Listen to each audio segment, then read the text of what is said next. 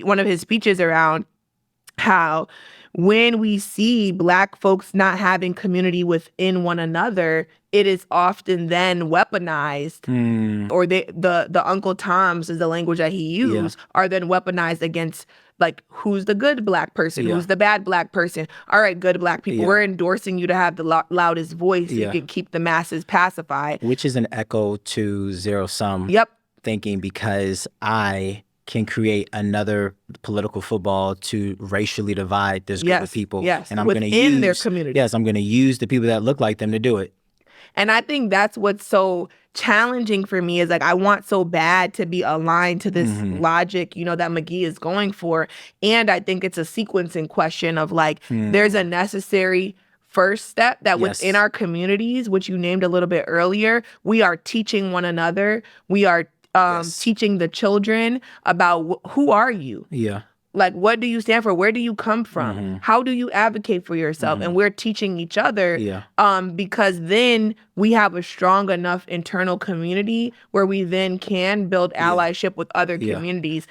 But, you know, I mean, I think some people would argue, your favorite term, playing devil's advocate, some people would argue that that has happened historically, like with the Black Panther Party and the breakfast programs, et cetera.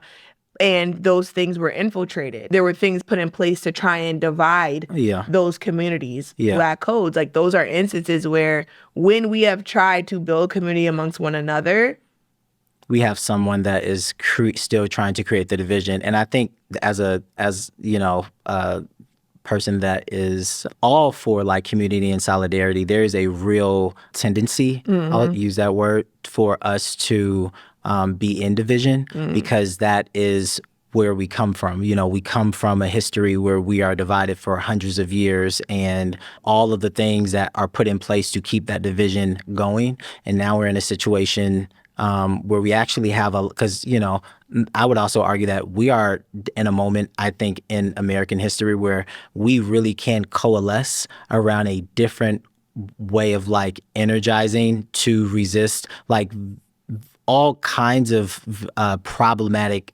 systems that exist that we know perpetually keep us, you know, in this, you know, state of really a dehumanizing experience. And I think about like just the truth about what third grade test scores tell us and how we know the majority of the people that are going to prison are people of color. Like, that's a glaring point for us that, you know, that data that we have that very much so corroborates that this is structural racism. How then do we activate, you know, as a community to say, nope, I'm not going to allow, you know, future generations of Black and brown children to be incarcerated because the system has created the design for that to happen. Yeah, I also think too, though, and I want to always push us in our analysis, because like I was naming earlier around us not being a monolith, I think that, you know, when we're thinking about envisioning liberation, and you can feel free to jump in if you have a different perspective, but I think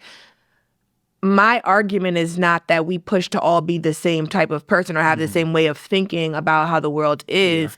However, I do think that we need to be more mindful of what does it look like to create community with one another, even despite our differences within our community. Because I think what often happens is we have the crabs in a barrel mindset. And like, I know for myself, I am very intentional about creating community with other Black people in spaces, whether we're the minority in the space or we're the majority in the space, because I do know the very lonesome feeling of being in an anti-Black world and being in these anti-Black institutions. And so it matters to me that like I create community for other people in the spaces I'm in.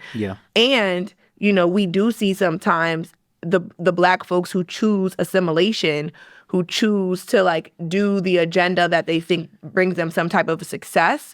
And, you know, I remember, we talked about this before the episode, I remember that, you know, I had someone at my job, another Black woman, say to me, like, I really respect and admire the Black woman that you are. Like, you are so sure of yourself.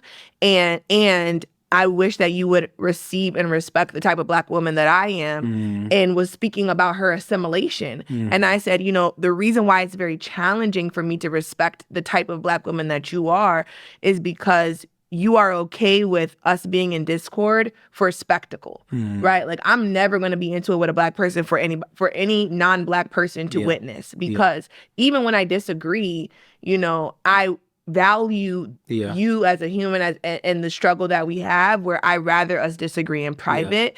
And she might not know how to do that though. But I think and I think that was it. To do that. And when she said that, this is what made her like get quiet. Is I was like, you know, the difference about the type of Black woman that I am is the way in which I show up only really impacts me, right? Because the non-Black people feel some type of way that I know who I am. I cannot be puppeted. They feel some type of way about that, and that impacts me. Yeah. Whereas the way in which you show up impacts us. Yes. Right? Because people are able to weaponize you now against me and position you as the good Black person versus the bad Black person. Yeah. And that's what Malcolm X gets at, like this, you know, this is how we can divide and conquer. Yep.